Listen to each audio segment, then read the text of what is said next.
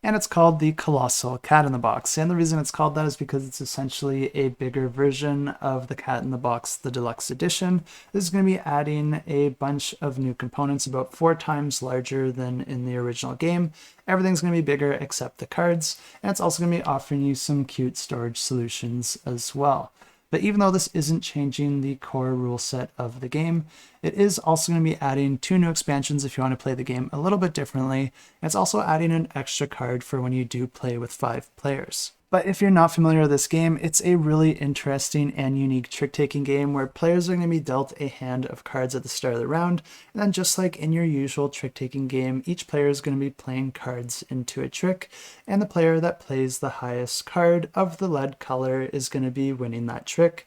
earning them victory points at the end of the round. But the thing that makes this one different is that all your cards are just black and white, and they don't have any suit or color associated with them until you go to play that card, and then you get to decide which color it is. There's 4 different colored suits to choose from in this game, and if you're the first player to play a card into a trick, you're going to be choosing any card from your hand, putting it down, and then letting the other players know which color it is. And although this might sound very open-ended, there are actually a lot of restrictions here, because whatever color you decide, you're going to have to mark off that color and number that you just played on the shared board that's going to be located in the center of all the players. This means that once a player puts their token there, that combination can no longer be played for the rest of the round because it's already been played. And just like in your typical trick-taking game, once all the players have played their cards into the trick, the player that played the highest value matching the color of the lead card is going to be the winner of that trick,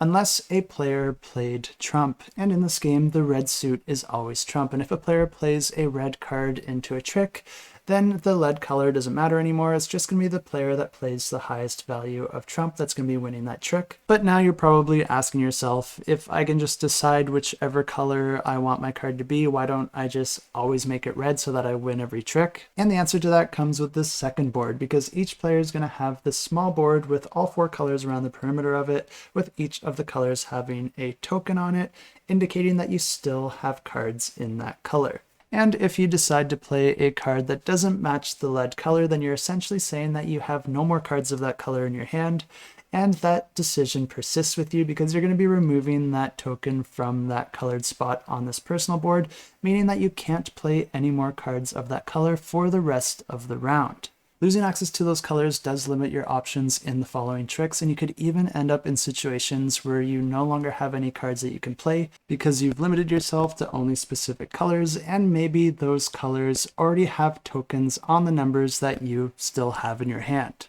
And this is a situation that you probably want to avoid, because if you ever end up in a paradox, then any of the tricks that you won so far are actually going to be counting as negative victory points at the end of the round. But winning tricks isn't the only way to gain victory points in this game, because at the start of each round, you're also going to be putting a token on your board, indicating how many tricks that you expect to win in this round. And if you guess correctly, you're going to be gaining a point for each pair of tokens that you have on the main board that are adjacent to each other. The game continues like this until you've played as many rounds as there are players in the game, and the player with the most victory points at the end of that is the winner of the game. And if you are interested in this one, you can check it out. I have it linked in the description below.